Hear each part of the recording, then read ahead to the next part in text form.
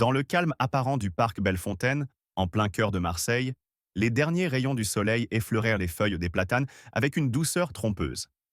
Assis sur un banc isolé, Snoop Dogg, ancien rappeur devenu philanthrope engagé, savourait un rare moment de tranquillité, les écouteurs dans les oreilles, les yeux perdus dans le ciel rosé.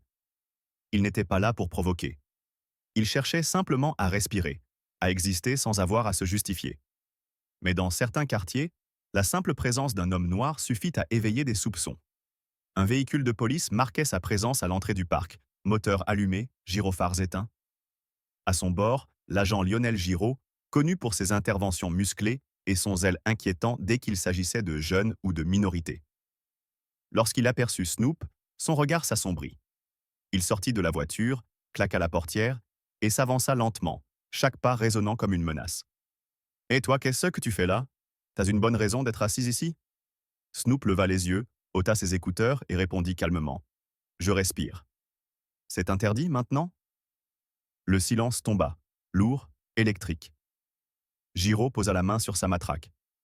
C'était le début d'un affrontement où chaque mot, chaque geste allait compter. Et ce que personne ne savait encore, c'est que les téléphones des passants étaient déjà braqués sur eux, prêts à capter l'étincelle qui ferait tout exploser. Le regard de Snoop Dogg ne vacillait pas. Il soutenait calmement celui de l'agent Giraud, comme s'il avait déjà vécu cette scène des dizaines de fois. Mais ce soir-là, il y avait quelque chose de différent. L'air était plus lourd. Les regards discrets des promeneurs se faisaient insistants. Des téléphones étaient relevés, caméras enclenchées, dans un silence à couper au couteau. « Je t'ai demandé tes papiers », répéta Giraud, la voix plus sèche, plus tranchante. « Pour être assis sur un banc? Tu fais ça à tout le monde ou juste aux mecs comme moi ?» lança Snoop sans hausser le ton. Un frisson parcourut l'assistance. La tension venait de franchir un cap. Giraud, les mâchoires serrées, avança d'un pas.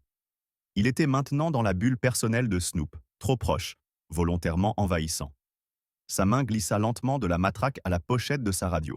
« On va voir si t'es toujours aussi malin au commissariat », murmura-t-il, avant d'empoigner Snoop sans ménagement.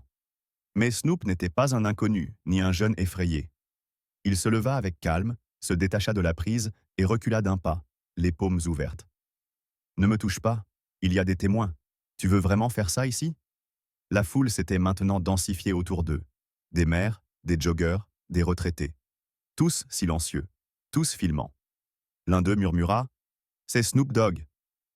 Le policier, pris au piège entre son ego, sa haine et l'objectif de dizaines de caméras, perdit le contrôle. Dans un geste brusque, il sortit sa matraque et la leva. Mais il n'eut pas le temps de frapper. Une main se posa sur son bras. Une voix autoritaire retentit derrière lui. Agent Giraud, reposez cette matraque, immédiatement. C'était le lieutenant Marshall, tout juste arrivé après un appel anonyme d'un citoyen. Son regard glacial fit vaciller Giraud. Pendant une seconde, le temps sembla suspendu. Il m'a provoqué, se justifia Giraud, essoufflé, nerveux. Non, répondit Snoop, il m'a ciblé. Pour ma couleur, pas pour ce que j'ai fait. Un murmure parcourut la foule. Marshall fixa Giraud avec froideur. Vous êtes relevé de l'intervention. Allez attendre dans la voiture. Rouge de colère et de honte, Giraud obéit, bousculant les passants sur son passage. Le lieutenant se tourna vers Snoop. « Je suis désolé, ce n'est pas ce que représente la police. » Snoop, encore tendu, hocha lentement la tête. « Vous avez beaucoup de boulot pour le prouver. » Il remit ses écouteurs, se rassit sur le banc et reprit sa place comme si rien ne s'était passé. Mais tout avait changé. Sur les réseaux, les vidéos étaient déjà en ligne. Les hashtags Archive Justice pour Snoop et Archive Profilage racial explosaient en quelques minutes. Si vous pensez que Snoop Dogg a eu raison de se défendre avec calme et dignité, commentez « Ya Respect Snoop » en bas. Et si vous pensez que les abus de pouvoir doivent cesser, abonnez-vous dès maintenant, car dans la suite, ce n'est que le début. Croyez-nous, ce qui va arriver dans l'épisode 3 va vous laisser sans voix.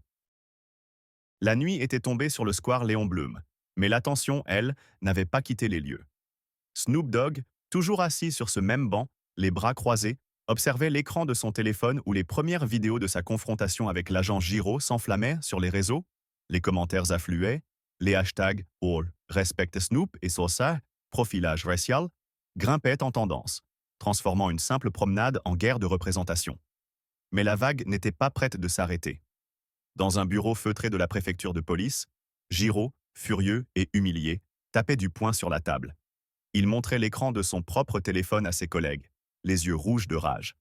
Ce type me fait passer pour un monstre. Il me provoque, il manipule l'opinion. Un autre agent, plus calme, osa répondre. Tu l'as pointé du doigt sans raison, Patrick. Et en pleine rue. Il y a des vidéos de partout. Tu devrais peut-être laisser tomber. Mais Giraud ne lâchait rien. Il ne voulait pas être ce flic suspendu pour faute. Il voulait se venger. Le lendemain matin, alors que Snoop se rendait à son petit café habituel dans le 18e, une patrouille l'attendait à l'angle. Cette fois, ils étaient 3. Pas de mots. Juste une arrestation musclée. Monsieur Broadus, vous êtes en état d'arrestation pour trouble à l'ordre public et incitation à la haine. Incitation à la haine, répéta Snoop, abasourdi. C'est une blague? Menotté, embarqué sous les regards médusés des passants, il fut traîné jusqu'au commissariat local. Là-bas, on le fit patienter dans une salle glaciale, sans explication, sans avocat, sans téléphone. Mais ce qu'ils n'avaient pas prévu, c'est que la vidéo de l'arrestation avait déjà fuité. Un adolescent avait tout filmé, en direct sur TikTok. En moins de 2 heures, l'indignation enflamma les réseaux. Des personnalités publiques prirent de position. Des journalistes appelèrent à la préfecture. Une avocate des droits civiques, maître Colline Ramière, s'invita sans rendez-vous au commissariat. Je représente Monsieur Broadus. S'il n'est pas libéré immédiatement, une plainte pour arrestation arbitraire sera déposée. Et ce sera en une des journaux demain matin. Face à la pression médiatique, les officiers durent céder. Snoop fut libéré au bout de 4 heures, épuisé, mais droit. Il sortit, salua la foule qui s'était rassemblée devant le poste. Il ne dit rien. Pas encore. Mais son regard en disait long. Ce soir-là, sur son compte X, anciennement Twitter, il posta une simple phrase. Quand la vérité dérange, il menotte le messager. La toile explosa. Le silence dans le commissariat de Montreuil était lourd, presque tangible. Snoop Dogg, désormais retenu en salle d'audition, ne disait rien. Il fixait un point invisible sur le mur, les poings posés sur la table métallique, sa mâchoire crispée. Les murs étaient gris, impersonnels, et les néons au plafond faisaient grésiller la tension dans l'air. Devant lui, l'inspecteur principal Valmont, un homme aux cheveux poivre et sel et au regard dur, tentait de percer la carapace de calme apparent du rappeur. Mais il n'y avait rien à lire, sinon une détermination froide, acérée comme une lame. Dans la pièce voisine, l'agent Letellier faisait les 100 pas. Il avait mal au poignet, conséquence du blocage de Snoop Dogg lors de leur altercation dans le parc. Mais plus que la douleur physique, c'était l'humiliation qui le rongeait.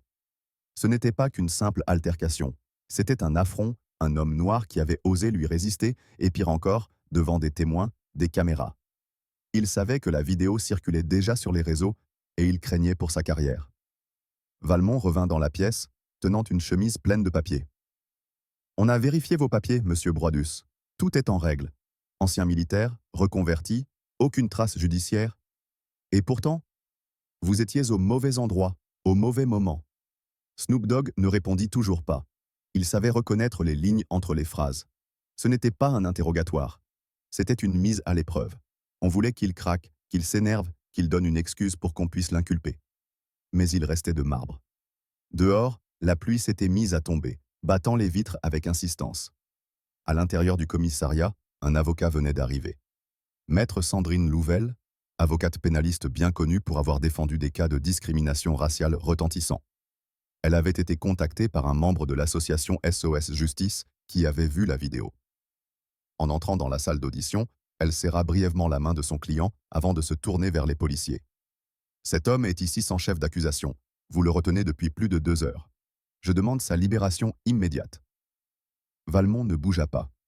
Il observait Louvel avec une expression indéchiffrable. Puis, il posa doucement la chemise sur la table et dit « On a une plainte déposée par l'agent Letellier pour voie de fait. Il dit que votre client l'a attaqué. » Snoop Dogg leva enfin les yeux. Son regard croisa celui de Louvel, qui hocha imperceptiblement la tête. Elle se tourna vers Valmont. « Et la vidéo? Celle qui circule déjà sur Internet? Et qui montre clairement l'agent Letellier provoqué, menacé et tenté de frapper mon client. Elle est entre vos mains ?» Valmont ne répondit pas. Il savait qu'elle avait raison. Pire encore, il savait que cette affaire allait lui échapper. Il ne s'agissait plus seulement de maintenir l'ordre, mais de gérer une bombe à retardement. Pendant ce temps, dans une cellule à l'arrière, Le tellier se préparait à déposer une plainte officielle contre Snoop Dogg. Il était décidé à tout faire pour sauver sa carrière. Mais ce qu'il ignorait encore, c'était qu'un autre témoin avait parlé. Un jeune père de famille, présent au parc, avait envoyé une déclaration écrite au journal Le Monde, accompagnée de photos, de témoignages et d'une vidéo prise sous un autre angle. Et cette vidéo montrait sans ambiguïté le tellier tentant de dégainer son arme. L'affaire prenait une nouvelle tournure. Et dans le regard de Snoop Dogg, une étincelle s'alluma. Il savait que la partie ne faisait que commencer. Et cette fois, il n'allait plus se contenter de se défendre. Il allait attaquer. La cellule 12 était plongée dans une obscurité presque totale. Seule une lumière blafarde au néon, suspendue dans le couloir, projetait une ombre tremblante sous la porte. Jaylen, assis sur le lit métallique, fixait le vide, le dos droit, les poings fermés. Les paroles de son avocate résonnaient encore dans sa tête. « Tu vas pouvoir parler. Et cette fois, on t'écoutera. » Mais cette promesse, aussi réconfortante soit-elle, n'effaçait pas l'image terrifiante de Huxley, surgissant de l'ombre comme un cauchemar devenu réel. Le capitaine Huxley, vêtu d'un uniforme de prestataire de nettoyage, se tenait à l'entrée de la cellule. Sa présence défiait la logique. Comment un homme, accusé et surveillé, avait-il pu pénétrer un établissement carcéral de haute sécurité? Et surtout, pourquoi? Jaylen comprit immédiatement que cet homme n'était pas là pour parler. Il était là pour effacer la seule personne capable de le faire tomber. Huxley referma la porte derrière lui avec un cliquetis sinistre. « Tu as fait beaucoup de bruit, le môme », dit-il d'une voix presque douce, comme un serpent sifflant avant d'attaquer. Jaylen se leva lentement, son regard fixé sur celui de l'homme qui avait détruit sa vie. Il ne tremblait pas. Il avait trop souffert pour encore ressentir la peur comme avant. L'affrontement verbal fut bref. Huxley accusa Jaylen de mettre en péril une opération bien plus vaste qu'il ne pouvait imaginer. « Tu n'étais qu'un pion. Tu devais disparaître après le stage. Mais ton vieux chien de père, ce Snoop, il a décidé de fouiller là où il ne fallait pas. » Le ton devint plus menaçant. Huxley s'avança, menaçant, brandissant une lame artisanale sortie de sa manche. « Il faut que ça s'arrête ici. » Mais ce que Huxley n'avait pas prévu, c'était la résistance de Jaylen. L'adolescent, poussé dans ses retranchements, se battit comme un lion. La lutte fut brève, violente, brutale. Les cris, étouffés par l'isolement de la cellule, n'alertèrent personne tout de suite. Jaylen, blessé à l'épaule, parvint à désarmer Huxley dans un mouvement désespéré. La lame tomba au sol, résonnant comme un gong sinistre. À cet instant précis, la porte s'ouvrit brusquement. Deux gardiens, alertés par la surveillance vidéo en temps réel, surgirent et immobilisèrent Huxley. Le silence retomba, pesant. Jaylen, le souffle court, couvert de sueur et de sang, se tenait debout, vacillant. Huxley fut plaqué au sol, menotté, son regard injecté de haine fixé sur l'adolescent qu'il n'avait pas su faire taire. Quelques heures plus tard, Jaylen fut transféré dans une aile protégée de la prison. Cette fois, la lumière du jour entrait par une petite fenêtre. Il ne dormait pas. Son esprit repassait chaque seconde de l'attaque. Il savait désormais qu'il ne s'agissait pas seulement d'une affaire judiciaire.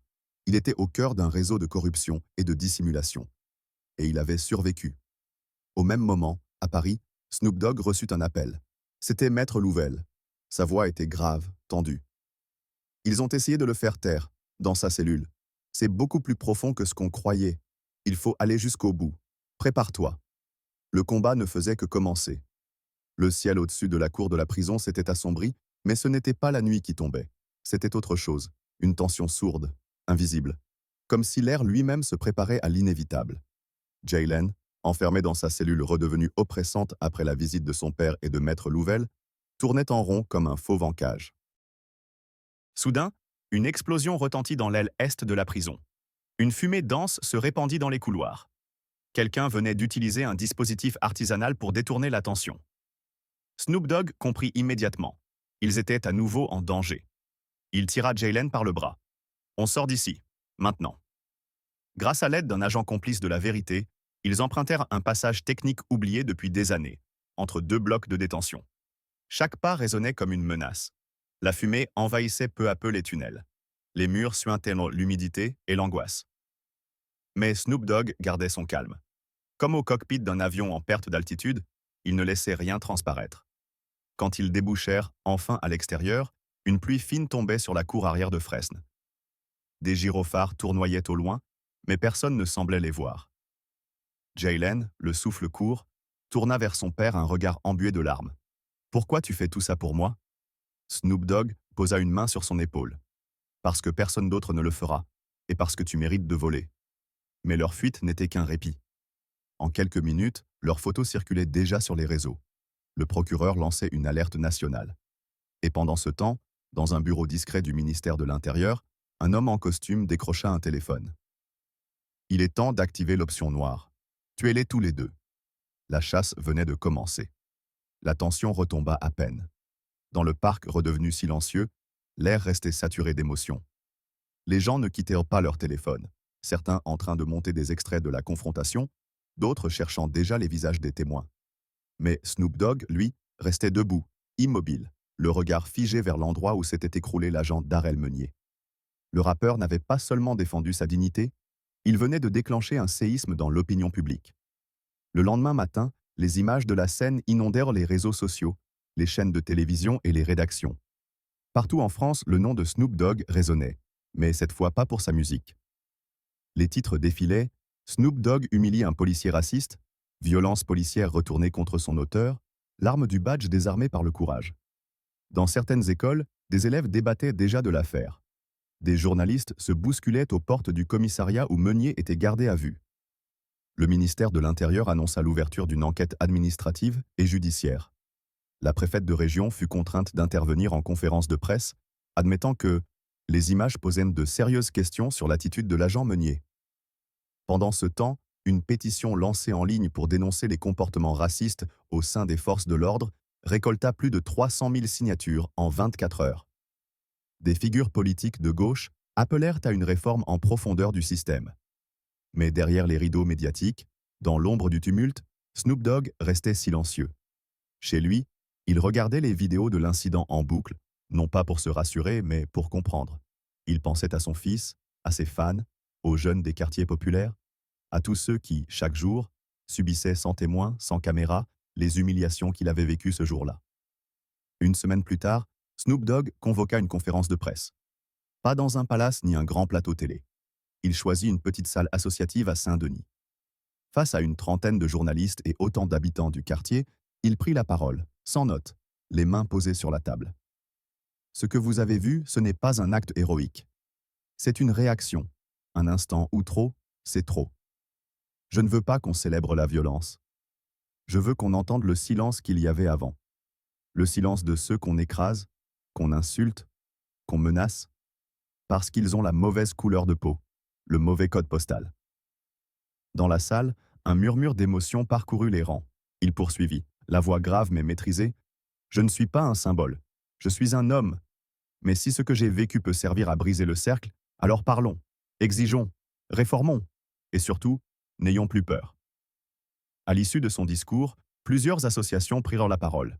Un collectif fut lancé, réunissant artistes, avocats, enseignants, anciens policiers, pour proposer une charte de respect mutuel entre citoyens et forces de l'ordre.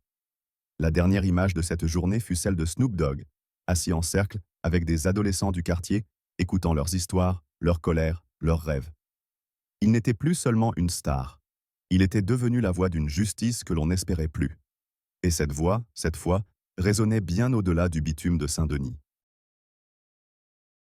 En 2025, à l'ère de la transparence et des réseaux sociaux, l'histoire de Snoop Dogg résonne comme un cri de vérité et de résistance. Elle nous rappelle qu'aussi loin que nous ayons pu croire être allés dans la lutte contre le racisme et les abus de pouvoir, la réalité sur le terrain reste souvent brutale et injuste. Ce n'est plus une époque où l'on peut fermer les yeux. Chaque geste capturé, chaque mot partagé, devient une arme contre le silence complice. Le courage de Snoop Dogg face à l'arbitraire d'un système biaisé incarne cette nouvelle ère de responsabilité. Il n'a pas seulement résisté pour lui-même, mais pour tous ceux que l'on n'écoute jamais, ceux dont les histoires ne dépassent jamais les murs d'un commissariat. Son affrontement avec l'autorité n'était pas une revanche personnelle, mais une leçon de dignité. À travers cette histoire, nous comprenons que la justice n'est réelle que si elle est accessible à tous et que notre force réside dans notre capacité collective à dire « assez ». Et maintenant, c'est à vous d'agir. Si vous croyez en la justice, si vous soutenez le combat de Snoop Dogg pour la vérité et l'égalité, laissez un commentaire ci-dessous. Pensez-vous qu'il devrait porter cette affaire devant les tribunaux ou lancer une campagne publique contre les discriminations? Montrez-lui que sa voix compte, que nous sommes nombreux à nous tenir à ses côtés. Ensemble, faisons en sorte que cette histoire ne soit pas oubliée. Dans le calme apparent du parc Bellefontaine, en plein cœur de Marseille, les derniers rayons du soleil effleurèrent les feuilles des platanes avec une douceur trompeuse. Assis sur un banc isolé, Snoop Dogg, ancien rappeur devenu philanthrope engagé, savourait un rare moment de tranquillité, les écouteurs dans les oreilles, les yeux perdus dans le ciel rosé. Il n'était pas là pour provoquer. Il cherchait simplement à respirer, à exister sans avoir à se justifier. Mais dans certains quartiers, la simple présence d'un homme noir suffit à éveiller des soupçons. Un véhicule de police marquait sa présence à l'entrée du parc, moteur allumé, gyrophares éteints. À son bord, l'agent Lionel Giraud, connu pour ses interventions musclées et son zèle inquiétant dès qu'il s'agissait de jeunes ou de minorités. Lorsqu'il aperçut Snoop, son regard s'assombrit. Il sortit de la voiture, claqua la portière et s'avança lentement, chaque pas résonnant comme une menace. « Et toi, qu'est-ce que tu fais là? T'as une bonne raison d'être assise ici ?» Snoop leva les yeux, ôta ses écouteurs et répondit calmement. « Je respire. »« C'est interdit maintenant ?» Le silence tomba, lourd, électrique. Giraud posa la main sur sa matraque. C'était le début d'un affrontement où chaque mot, chaque geste allait compter. Et ce que personne ne savait encore, c'est que les téléphones des passants étaient déjà braqués sur eux, prêts à capter l'étincelle qui ferait tout exploser. Le regard de Snoop Dogg ne vacillait pas. Il soutenait calmement celui de l'agent Giraud, comme s'il avait déjà vécu cette scène des dizaines de fois. Mais ce soir-là, il y avait quelque chose de différent. L'air était plus lourd. Les regards discrets des promeneurs se faisaient insistants. Des téléphones étaient relevés, caméras enclenchées, dans un silence à couper au couteau. « Je t'ai demandé tes papiers », répéta Giraud, la voix plus sèche, plus tranchante. « Pour être assis sur un banc? Tu fais ça à tout le monde ou juste aux mecs comme moi ?» lança Snoop sans hausser le ton. Un frisson parcourut l'assistance. La tension venait de franchir un cap. Giraud, les mâchoires serrées, avança d'un pas. Il était maintenant dans la bulle personnelle de Snoop, trop proche, volontairement envahissant.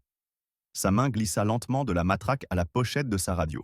« On va voir si t'es toujours aussi malin au commissariat », murmura-t-il, avant d'empoigner Snoop sans ménagement. Mais Snoop n'était pas un inconnu, ni un jeune effrayé. Il se leva avec calme, se détacha de la prise et recula d'un pas, les paumes ouvertes. « Ne me touche pas, il y a des témoins. Tu veux vraiment faire ça ici ?» La foule s'était maintenant densifiée autour d'eux. Des mères, des joggeurs, des retraités. Tous silencieux, tous filmant. L'un d'eux murmura « C'est Snoop Dogg !» Le policier, pris au piège entre son ego, sa haine et l'objectif de dizaines de caméras, perdit le contrôle. Dans un geste brusque, il sortit sa matraque et la leva. Mais il n'eut pas le temps de frapper. Une main se posa sur son bras. Une voix autoritaire retentit derrière lui. Agent Giraud, reposez cette matraque, immédiatement. C'était le lieutenant Marshall, tout juste arrivé après un appel anonyme d'un citoyen. Son regard glacial fit vaciller Giraud. Pendant une seconde, le temps sembla suspendu.